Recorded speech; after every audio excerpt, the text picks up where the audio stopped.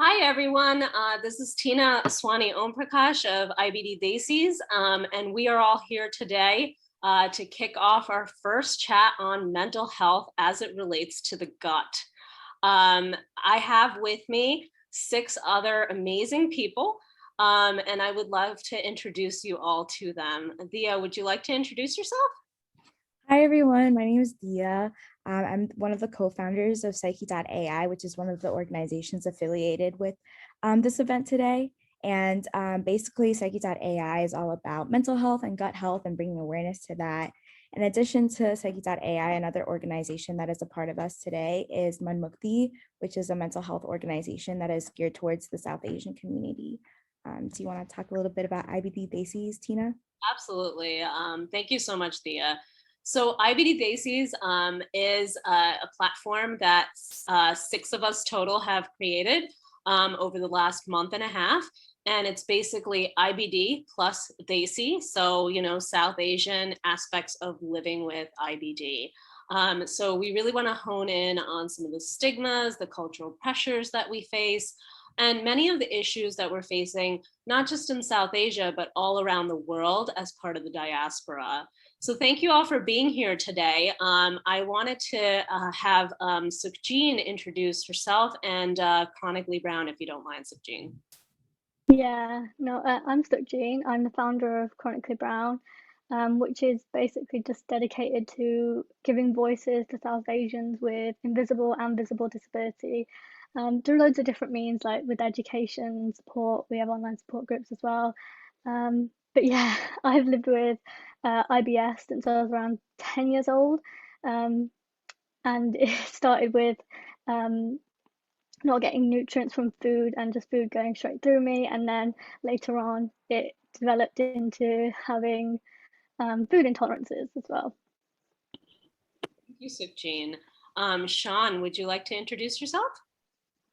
Yeah, I'm Shan. I'm part of IBDesis. I have had Crohn's since I was 11 years old, so I've had it for a while now.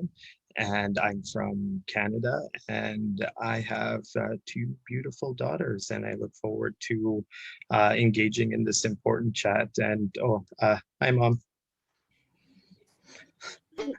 How about you? Hi, so I'm Suraksha.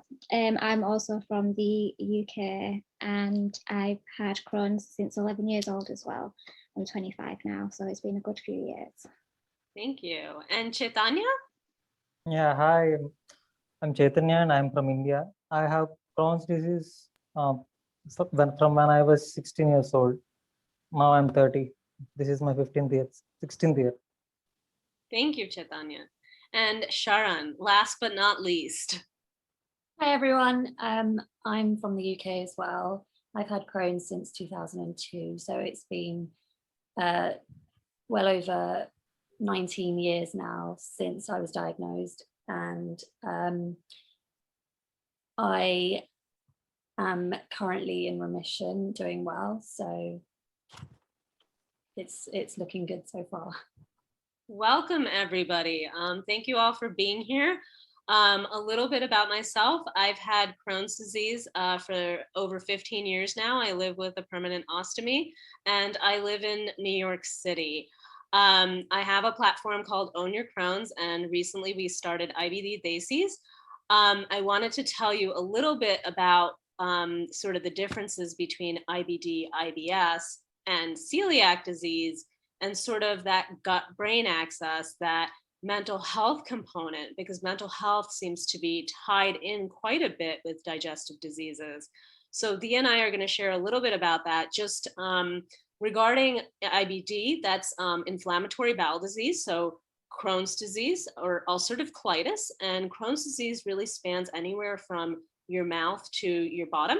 And it comes with inflammation, sores, ulcers.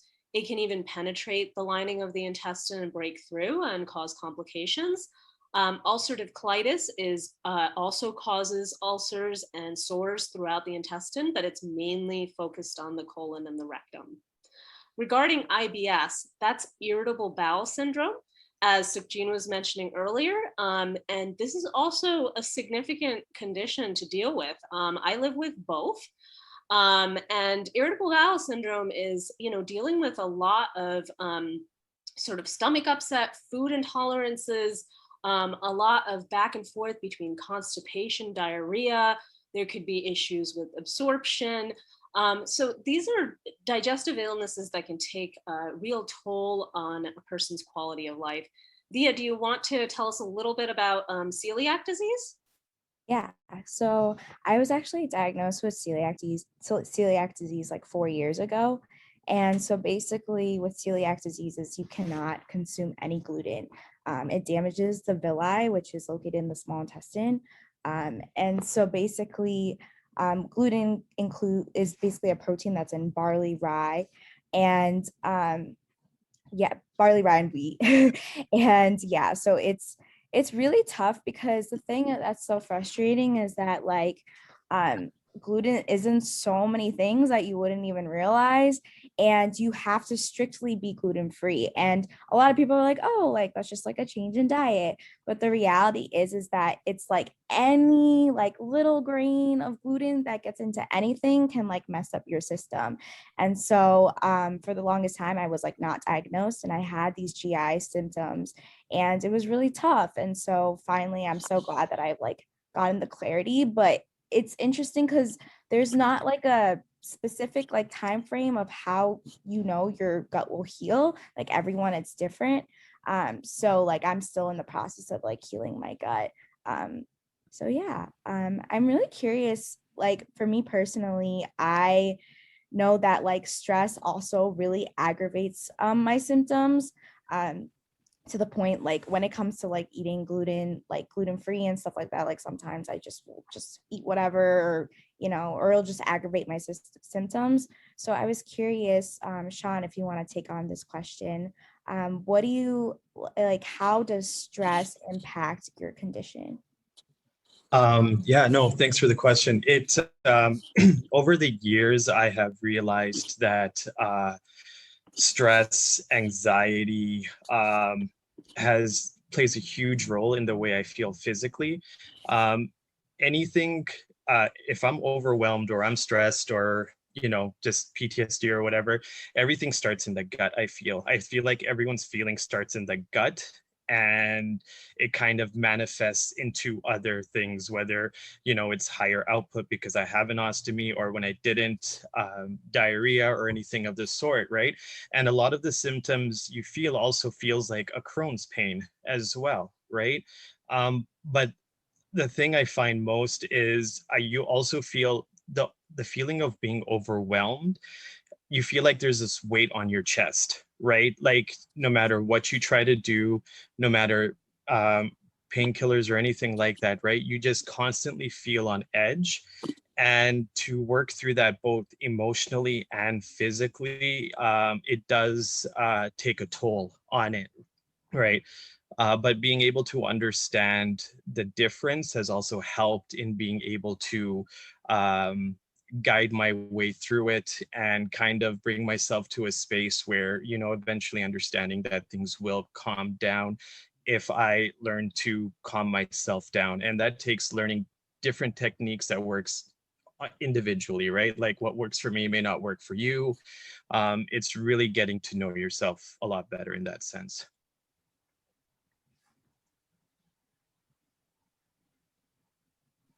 Sounds good. Thanks for sharing, Sean.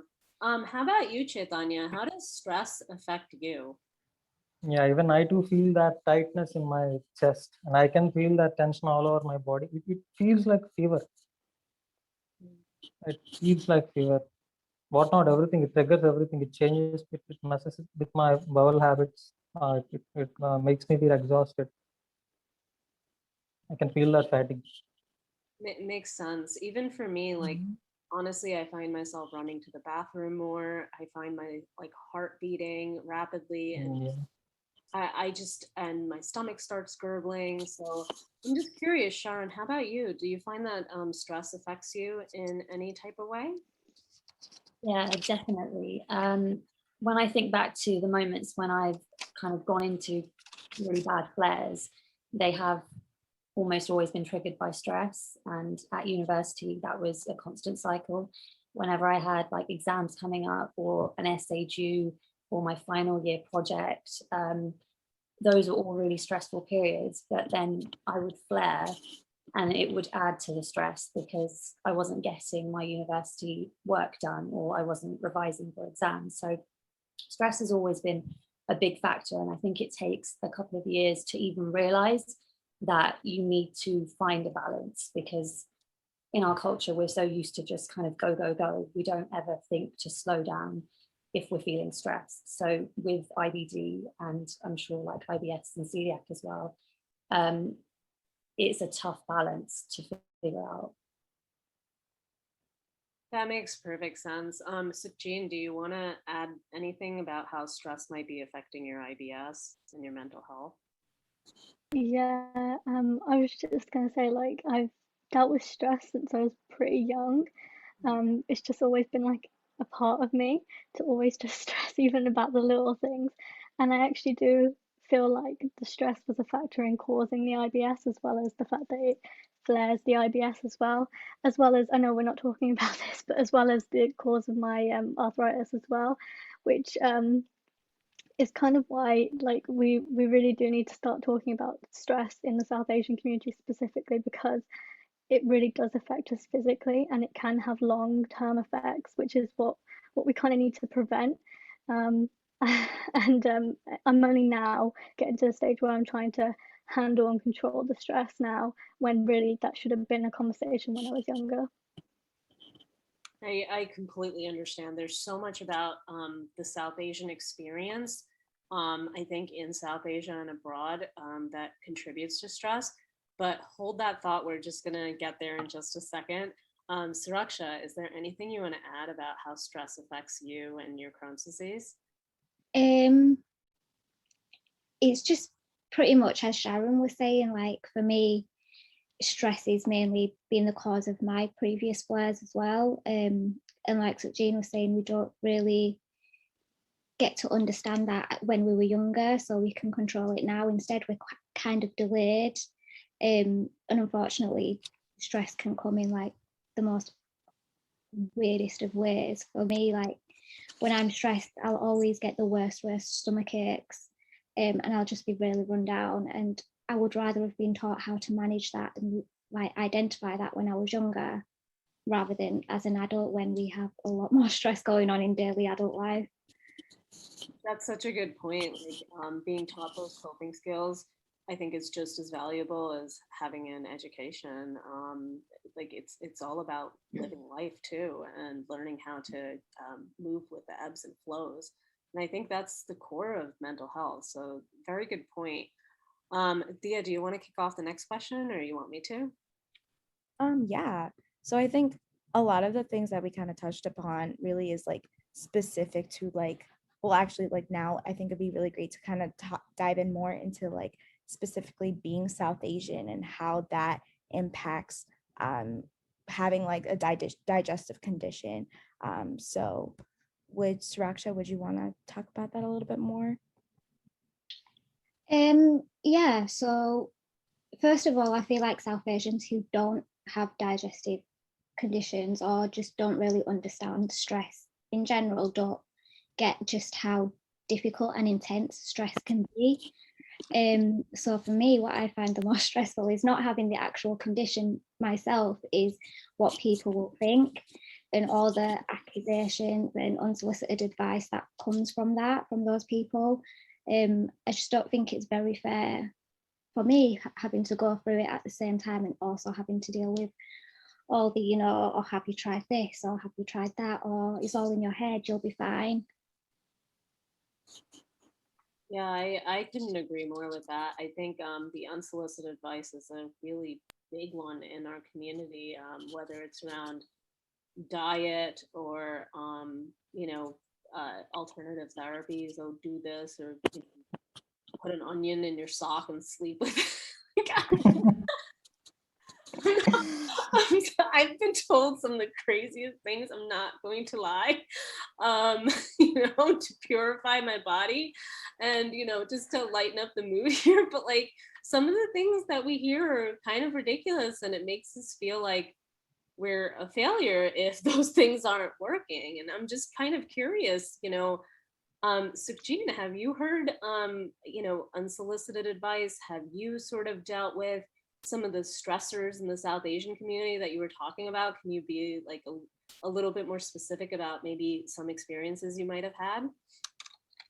Yeah, I mean, as far as unsolicited advice goes, I've had so many people tell me to change my diet for my arthritis, but when it comes to my IBS, it's almost like you need to eat the foods that I actually can't eat, which is so weird and very hypocritical. But that's just something that I've come across. Um, but yeah, like as far as stressful stuff within the South Asian community, it's the pressure for me is the pressure to keep people happy and to eat foods that you're given, even though that it could cause like stomach pain and just other like symptoms as well. Um, and just trying to keep it, because I feel like as women as well, we're always taught to keep everyone else happy and look out for everyone else before ourselves. And that's when it starts to affect your physical health as well as your mental health as well, which is something that really, really needs to be addressed. I completely agree with that. Sean, from like a male perspective, have you experienced some of that, some of those mental health tolls from maybe unsolicited advice from the South Asian community or from family? How do you sort of deal with that, and what have you experienced? Oh yeah, like all you guys, unsolicited advice comes like few and far and many a day, right? Like even I give myself unsolicited advice, and I'm just like, no, like I don't even listen to myself half the time, right? Anyways, it's hard because, like you said, being a father to two kids, and when people look and question the way you live or whether you're doing something, you always hear, you need to live for your kids. You need to live for your wife. You need to be able to take care of your family, right? And absolutely, I want to be there for my kids. I want to be there for my wife. I want to give them everything that as a child I didn't get, or whatever the case may be, right? But I also need to be able to live for me as well, right? And there's also so much more that goes into, for example, diet, right? Foods that we see as healthy, broccoli, cabbage, all this kind of stuff, can have an adverse effect on people with IBD, especially that have histories of bowel obstructions, inflammation, and all that kind of stuff. So it's not as easy as just increase your greens, just eat a celery, or you know what, chickpeas are really good for you. When in fact, that kind of advice can literally put someone in the hospital, right? So it's navigating through all that, but also, I don't know how to explain it, but also being able to reconcile that no matter what you try to do, you're going to upset someone, right? No matter what I try to do, I'm not going to make everyone happy. At the end of the day, as long as I can right now look in the mirror and say, doing the best of my ability, I'm actually making an attempt to take care of myself, right? That has to be good for me at times, because if we look for self-reinsurance from other people, we're going to be looking in a lot of places that I'm not going to find it. So Sean, some really great points, just that element of fatherhood too, and the pressure that you're facing, I guess, as the man of the house. I can't imagine what that's like. So thank you for bringing that to the forefront as well. And you're absolutely right. We can end up with bowel obstructions and really, end up damaging the bowels. Eating in that way, unfortunately, it's not as simple as 1, 2, 3, and we often have to get GI dietitians involved with our conditions. Honestly, with me, I've been working very closely with a GI dietitian to help manage the multiple digestive illnesses that I have. So thanks for bringing that all up. Chaitanya, how do you feel about some of the pressures? And what does that feel like? Are there pressure from maybe your parents or extended family, What are you sort of facing, and how does that affect your mental health? Yeah. If I were to write my autobiography, I'll probably dedicate one entire chapter to that unsolicited advice.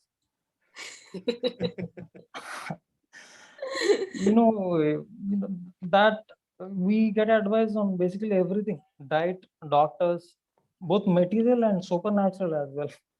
If you know what I mean. Like black magic component. Yeah. And there are always two extremes in every advice. People say that maybe you are eating too much or you are eating too little. They say that you are being too cautious, or you are not being careful enough. You're eating all unhealthy foods. They tend to say that, but it all stresses me. And what's worse is sometimes people who have IBD also, they come up with this advice that really stresses me out, because when people, they don't know about IBD, that's another thing. But people with IBD also sometimes try to give this advice that feels a little bit stressful.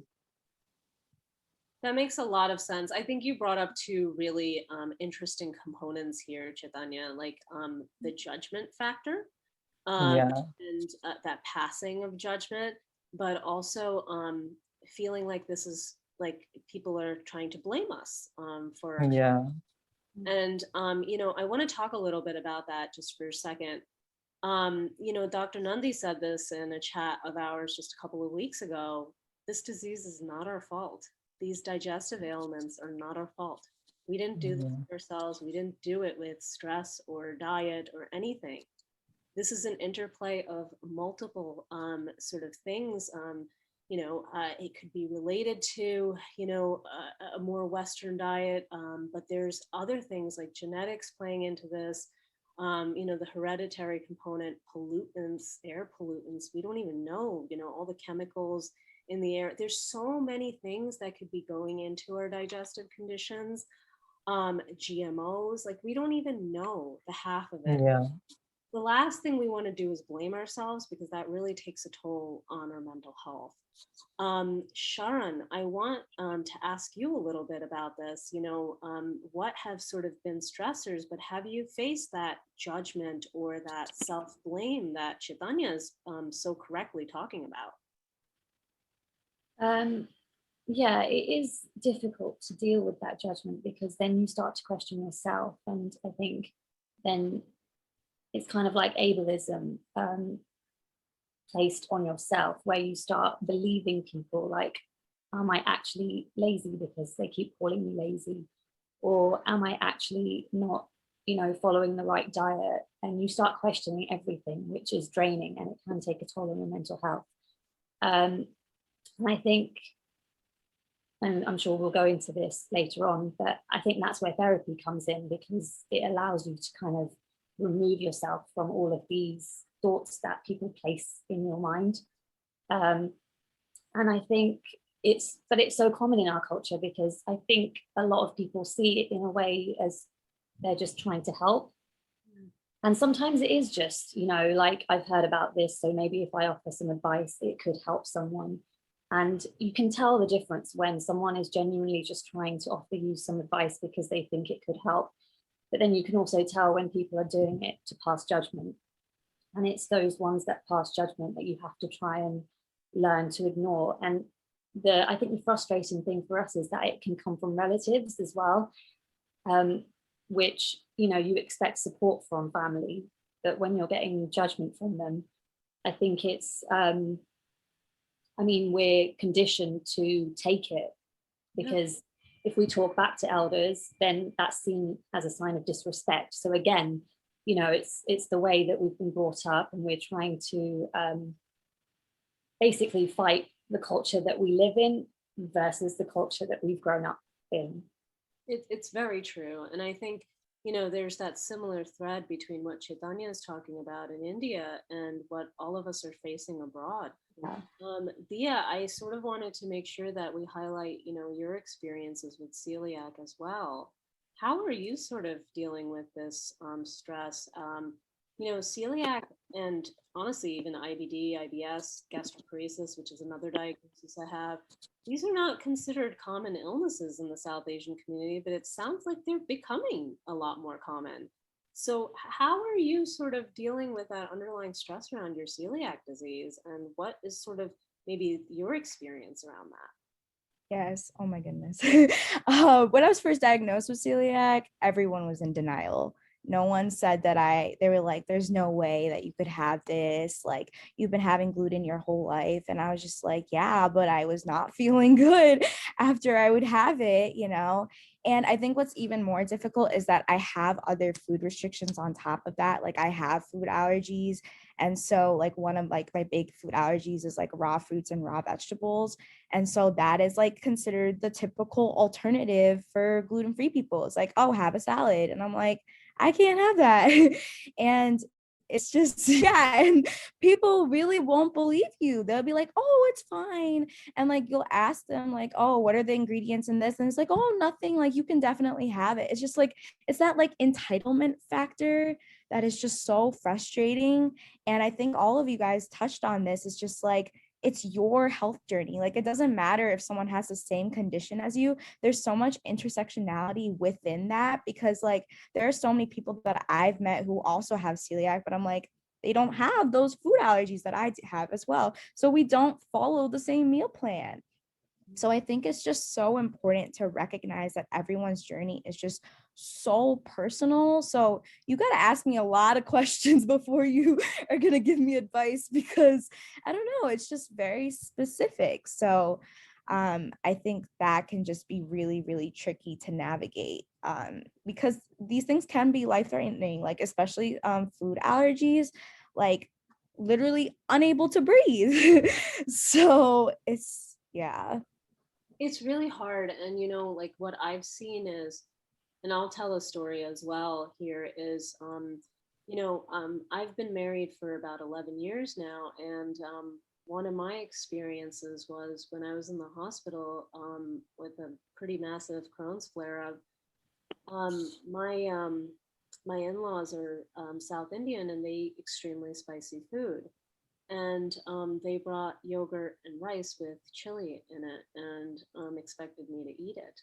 And I think this is just the way that they've been raised to eat. But at the same time, it was extraordinarily painful for me to see that lack of recognition that, oh, Tina probably can't eat chilies. There's a lot of inflammation there. And it's just like, it could go such a long way for us if people would try to understand where we're coming from. I was in the hospital and, my mother-in-law was feeling really badly about the fact that I wasn't eating her food. And I'm like, so I'm going to eat this like I do every other time and feel sick for days after. And I'm sitting here in the hospital. Like, it's also that level of consideration. Yes, this is how we eat, but this is not how Tina can eat.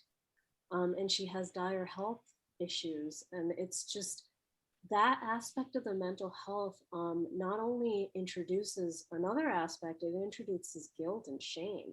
So we've talked about passing judgment. We've talked about ableism, which Sharon, rightly, you've said that. We've talked about the entitlement factor, but there's also this guilt and shame associated with having this illness and being of our descent. And ableism, just so it's clear, I don't know if anyone else wants to describe it. Sipjean, you do an amazing job on your platform, Chronically Brown, talking about ableism, but it's literally favoritism towards able-bodied people. And what do we mean by able-bodied? It means people who have ability, who have the ability and the strength on a daily basis to do a lot more than many of us can in one day. So it's basically a healthy bodied person. And just like racism or sexism or chauvinism, it's another ism that creates discrimination in our culture. And ableism is unfortunately a huge factor in South Asian culture, whether we realize it or not. It's one of those things where there's preferential treatment towards people who are healthy. And so people like us, it almost feels like we have a black mark on us. And that in and of itself can create mental health issues down the line for us as well. So Dia, do you want to take the next question or do you want me to open that? Yeah, I definitely can. I think we talked a lot about here how it's so important for us to really navigate our own health journey and be in tune with ourselves. And so there are a lot of different treatment options that one can explore.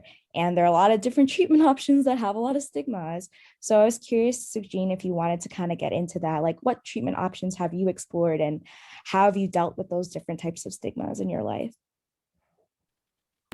Yeah, so there's been some quite normal treatment options I've explored, like seeing a dietitian and going to my GP to get medications. Those are pretty normal, but ones that have helped me with my IBS as well, which I didn't necessarily like seek out for my IBS, but ended up helping anyway, was acupuncture and actually therapy as well. Acupuncture, it was actually for my joint pain. And as soon as like a few sessions had gone by, she kind of realized like most of my problems kind of originated with my gut, and she was actually just basically what's my word? They're gone. um, she was just basically staying in that area and trying to help just my gut at one point. And it did take a while to get there, but it was actually really helpful to me, which I never realized it would have been. Because, like I said, I actually went for joint pain, which is also helpful for joint pain if anyone's interested. And the other thing was therapy, was because I've dealt with chronic stress for such a long time, but I got to the point where I didn't realize I was stressing when I was stressing, um, and that was something that I realized in therapy. And then once I like developed the tools to deal with stress as well, my IBS kind of got easier to manage and handle, and I knew that my IBS was getting worse with stress, because that was also something I never realized as well.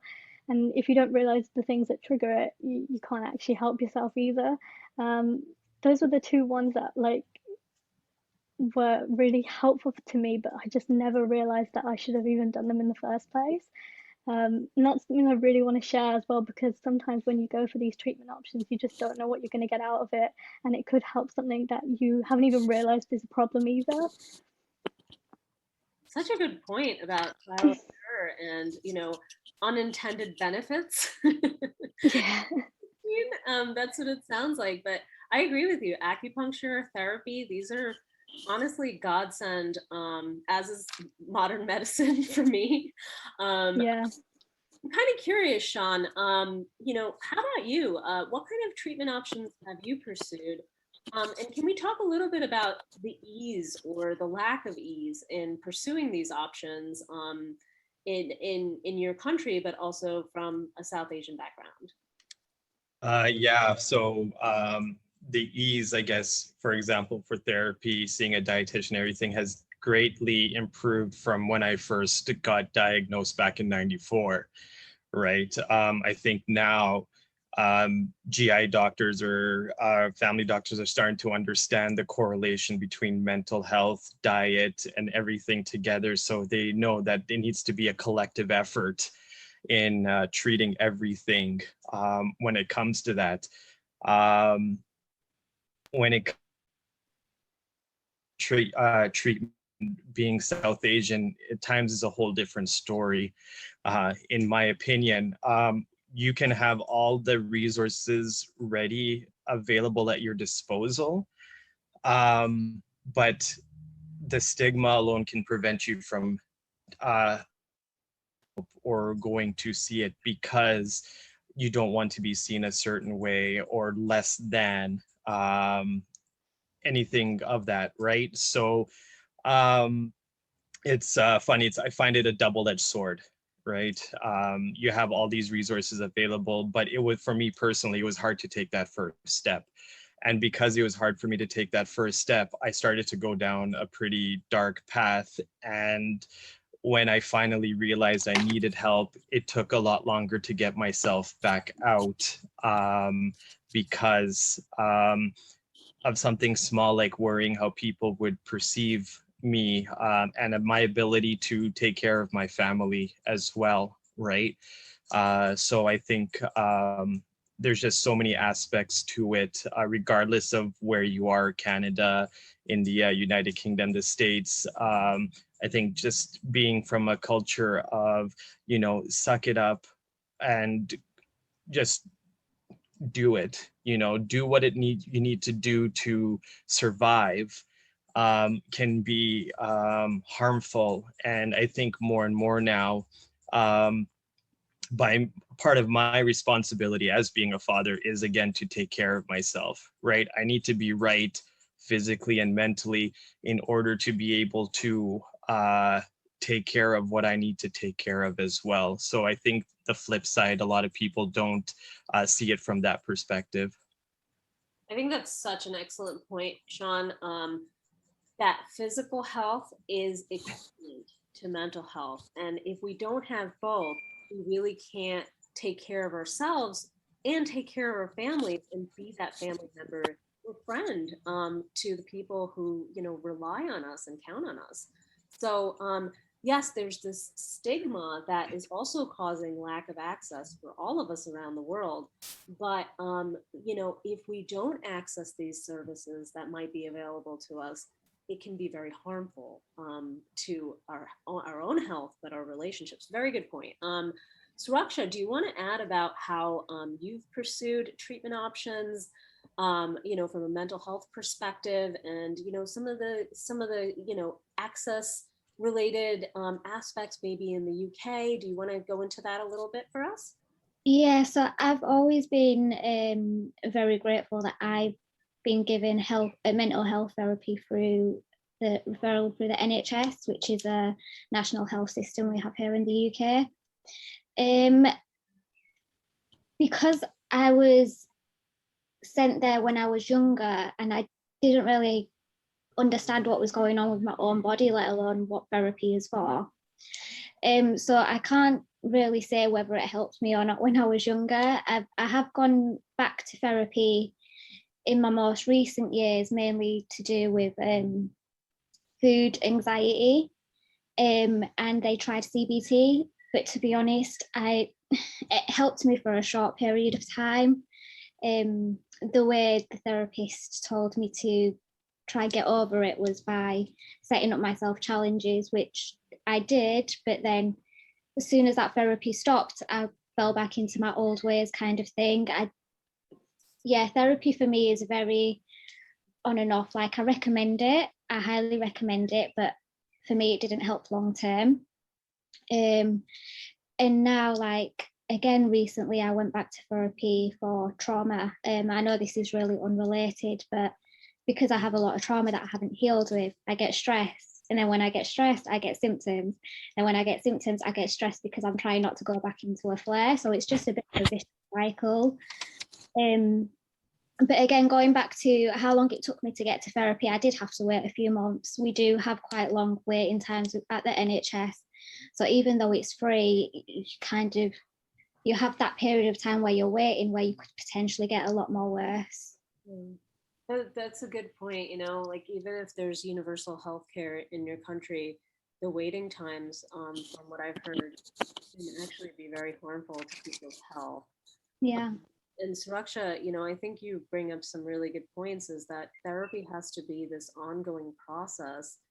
And we can learn the skills, coping skills, but it's one of those things that we have to ingrain in ourselves in order for it to be a consistent sort of reframing process, or a consistent sort of process of relearning, old habits, or, regarding the trauma that you brought up, it's very much related. I mean, there are studies out now that people with depression, actually, there are higher rates of IBD in people who are clinically depressed. This is out of the US. And so I think depression, trauma, anxiety, PTSD, all of this goes hand in hand with our digestive disease diagnoses. So I don't want to underscore, that aspect of, your experiences either. Sharon, would you like to go into a little bit more about, your experiences in the UK, and then we'll wrap up with Chaitanya, and we can talk a little bit about the US, you and me, Dia. Yeah, sure. So my experience was a little bit different. I think I was quite lucky with therapy because we had an IBD specialist therapist join my GI's team at the hospital, and he introduced her to me before she had even joined the team. And he said, because I was one of his younger patients and he considers my condition to be quite severe, he wanted me to see her anyway, regardless of how I was feeling. So I was already on the wait list to see her, but coincidentally, my mental health dipped a couple of months later. So I was already in the process. So it was a couple of months that I had to wait, but because my mental health started to dip towards the end of that wait list, I kind of got in to see her quite quickly. And I think with her being an IBD specialist therapist really helped because she fully understood my condition and how it affects my day-to-day. She didn't fully understand the South Asian aspect of, why I had gone to her, because she was a white therapist, but she was willing to learn. So I think together we helped one another. And like Suraksha mentioned, I did kind of feel like I started to dip after I stopped therapy. And I don't know if it's because we get free healthcare here. I felt like as soon as I started to improve, I discharged myself because I thought I don't want to exhaust a service that I don't need anymore. But actually with therapy, you have to keep going even if you're well. And it has to be a continued process. And I think that's the only way you can kind of maintain those thoughts and all the reframing that they put into place, because otherwise it's so easy to fall back into whatever cycle you were in before.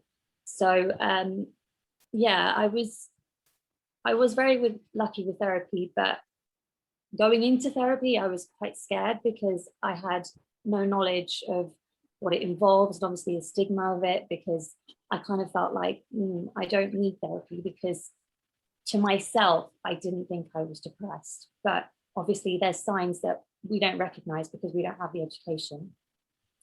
At no point in my diagnosis or from anyone was I told that you should look out for these signs if your mental health is starting to dip in any way. So because I didn't recognize those signs, I didn't feel like I needed therapy. But then as I started going, I started to feel worse. So I thought, well, this isn't helping me. But it's because they're reframing your thoughts. You're going to feel worse to start off with. So just keep going with it if you are going. But I think, yeah, like the stigmas that we have in our culture have a lot to do with that. You really have to kind of fight against them when you're seeing a therapist. I completely agree with you, Sharon. It's like any kind of medication, or for me, even physical therapy. If I don't go to physical therapy, for certain parts of the body where I've had surgery done every couple of weeks, it deteriorates. It's the same concept. Like if we don't take our medicine on a daily basis, if we don't keep up with our biologic every 2, 6, 8 weeks, whenever it's due, what's going to happen? We're going to get sick, right? Yeah. Therapy is a treatment option, just like antidepressants are and anti-anxiety meds are. If we're not going to keep up with it, it's really hard to have that maintenance as well. And it's so hard to find the right therapist. That's the problem. Well. That's the problem.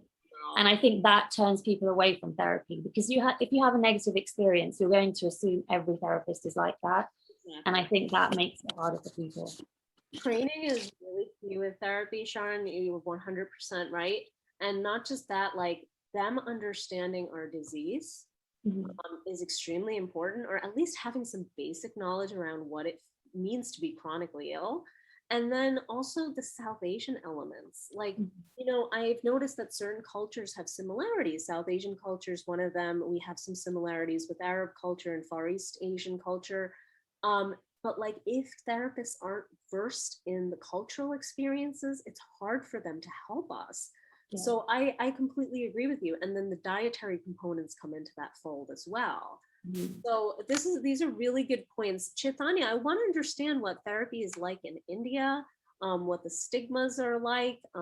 Have you had any experience with therapy or any kind of treatment options around your mental health? And how do you feel about mental health therapy in general? Yeah, actually, living with this chronic illness makes everything difficult. Be it academics, career, social life, personal life, everything. So it took me a lot of time to accept the fact that I need help. Now I realize that I have been carrying all these unresolved issues from too long. Now I started looking for options online, and due to this pandemic, there aren't many options available. Now I live in a suburban part. Here there are a few options, but they are always packed with people. So what options I can get online? Only those I searched, and even they are very few. I think that talking to a therapist helps definitely.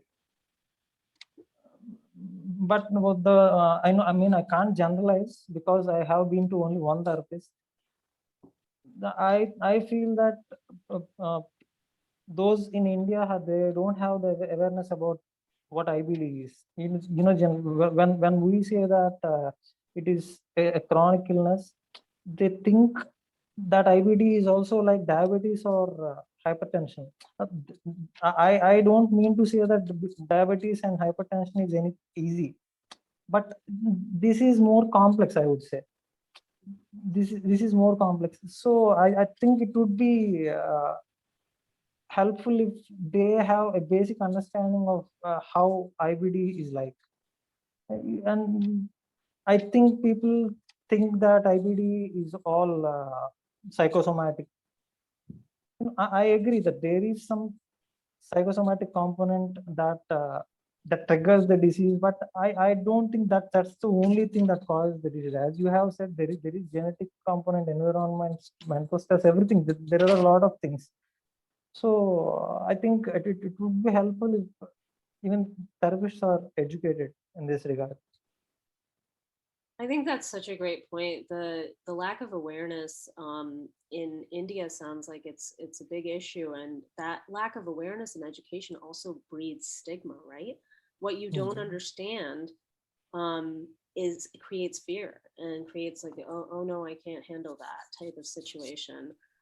I have heard from Indian patients as well, Chaitanya, that the other aspect to this is a lot of people will seek online options because they're afraid of actually visiting a therapist or a psychiatrist because of perception in the South Asian community. Have you found that to be the case as well? Yes, yes. Personally, I experienced that. Even I used to feel that if I go to a therapist, people will perceive me as someone weak. I think I was in denial for so long that I'll be all right. I'm thinking, but each and every time that used to repeat. Sickness, depression, sickness, depression. That used to repeat. So it took some time for me to accept that fact. Still, it is considered to be something imaginary. The people that don't pursue mental illness as the same as physical illness, they always try to say that you have to cheer up. So this is not something like my favorite cricket team lost the match. I'll be disappointed for sure, but that is not depression. The stress of living with chronic disease is that is more complex. That is not something like which can be just slapped off or which can be just overcome by cheering up or whatever. Such a great point. This is not a cricket match that we can just brush off our shoulders. Yeah, not bad grades or anything. Yeah, it's just so frustrating because I think in general in society we tend to use terms like depressed when it's as an adjective, when in reality we really shouldn't be doing that. because depression is an illness. Like you can be on various sides of the spectrum, but at the end of the day, it is an illness, and you won't know how severe someone's depression is. And so I'm really glad that you touched on that, Chaitanya, because it's just so ridiculous. And again, it's just because it's invisible, people think, oh no. Doesn't exist. Yeah. That's the problem. Thea, do you want to talk a little bit about mental health in the US and what that's like? Yeah, definitely. So I really appreciate that everyone was talking about the realness when it comes to finding a therapist, because I think that's really important. And also recognizing that therapy doesn't always work. I know for me personally, so in general, when it came to looking for a therapist, for me, it took quite a bit, because in general, I was like moving around a lot. But eventually I did decide like I need a South Asian therapist, because I had an experience with a white therapist and she was just not very like culturally aware about a lot of things. It was just kind of like, oh, like just talk to your parents, like it'll be fine. And I'll be like, it doesn't work like that. So that has honestly, I love my therapist, like she's amazing. But that being said, I think it's so important to acknowledge the fact that like finding a therapist is exhausting. And exactly what people were saying is that like there's not always availability, and sometimes you have to wait like months in order to actually meet with someone. And even if that person is not a good fit, like you just explained all your trauma during like a 45-minute call, it's like ridiculous. And then you just like, okay, on to the next one, just continuing to like tell everyone my trauma, it's like really mentally draining. And I think it's so important to honestly pat each other on the back, because like it's an exhausting process to like be that vulnerable to like so many different people, and just like going through that process like of constantly having to like self advocate for yourself. Like that is like a consistent theme when it comes to having a chronic illness. Like you have, like, since people don't understand where you're coming from, you constantly have to explain yourself, and it shouldn't be that way, and it sucks. So I definitely had experienced a lot of issues, especially with like health insurance, like even when it comes to like gut health issues. Like if you want to do something more on the functional medicine side, it's not covered by insurance, because standard healthcare is more like conventional medicine. And so that's super frustrating, because then a lot of people are less inclined to invest in their health journey. They're more inclined to see. I think there's benefits both with conventional medicine and functional medicine, but the reality is again, you have to look at your situation and see what is beneficial at this moment in time. And for me, like I really want to see a functional medicine doctor, but since it's not covered by my insurance, it's tough. So yeah. Yeah, you made some really great points. Just from an American perspective, mental health care is extraordinarily expensive. Just to see a therapist, you need to have a plan that will cover, usually they're considered out of network. There's in-network policies, and then there's out-of-network policies. And in-network are doctors who take your insurance, and out-of-network are doctors who don't. And you're going to be liable for 60, 70, whatever percentage of the cost. And as you know, seeing doctors can be $300-400 a pop. So, to pay a percentage like that is a huge amount of your income. So getting mental health therapy, it's almost like in America, it's an ableist system. You'll get physical health care, but you won't get mental health care covered. So it's almost like there's hierarchies of what's important in terms of your healthcare, which really bugs me, honestly, because as we've been talking about, mental health is just as important as physical health. So there's a lot of barriers to care, even in the Western world, around mental health. So, in the interest of time, though, as I would like for us to wrap up, but, I want to just mention a couple of resources. I know for South Asian specifically, there's now a site called southasiantherapists.org. So that at least in the US, I'm not sure about abroad, but this is definitely worth looking into regarding therapists of South Asian background who can understand us. There's also apps like Talkspace that I understand are available in places like India as well. And that's the other thing. There's no coverage, from what I understand, in India of these things, and you have to pay out of pocket, right, Chaitanya? So Yeah. these are barriers to care. Are you going to spend money on your medication and your diagnostic testing, or are you going to spend it on mental health care? Is your family going to approve of that process? It's really tricky to decide how to go about this to get the most optimal care. So I just want to wrap up with one quick question for all of you. If you had one piece of advice to someone who's new to digestive conditions and feels ashamed of seeking mental health care, what would you say? So I'd love to start with Sharon first, if you'd like to kick us off. What I would say to them is the same way that you approached your GP or whoever to come to a diagnosis of your digestive condition, it should be seen in the exact same way. If we are so quick to reach out to find help for our physical condition, we should treat mental health exactly the same way.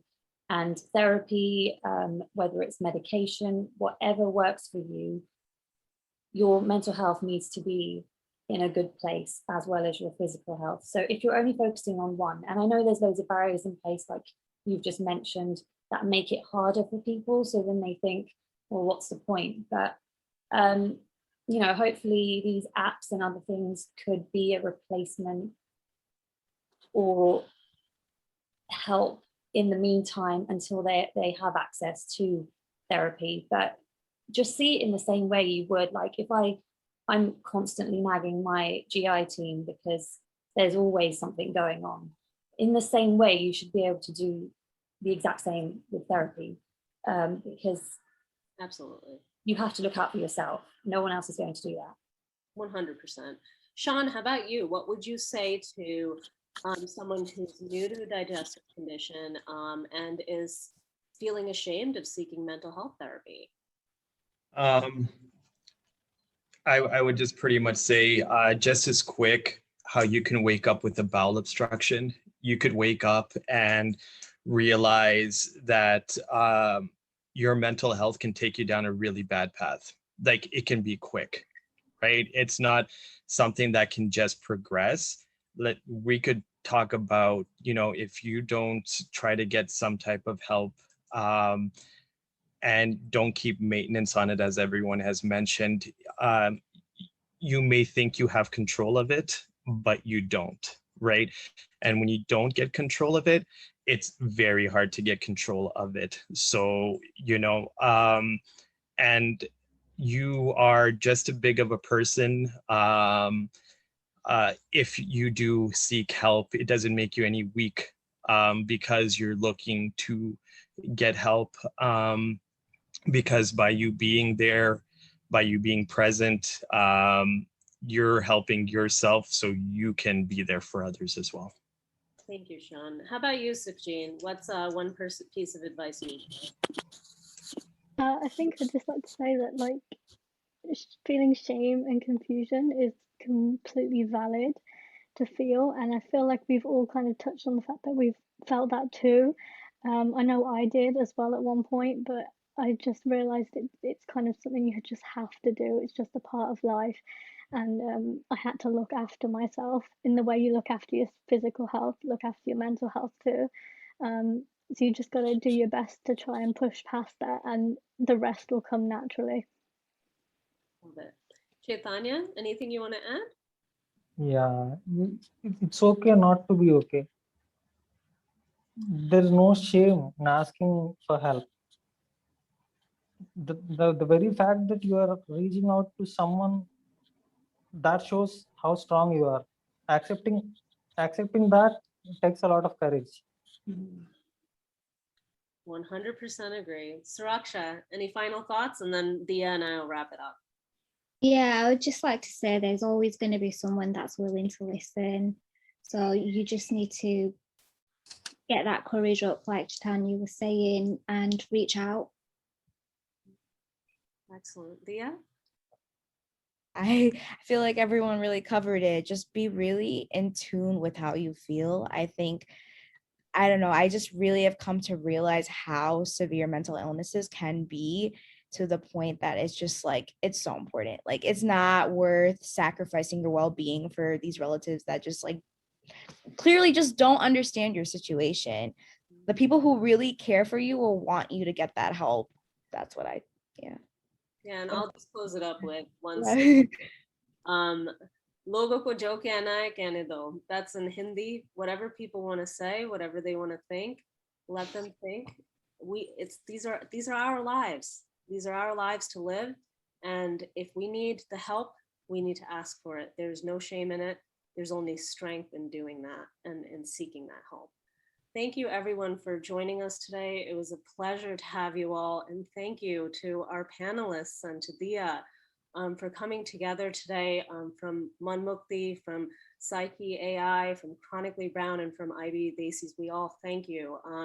This was truly an honor. And honestly, if you feel like you need the help, we are here for you, and we encourage you to get the help that you need.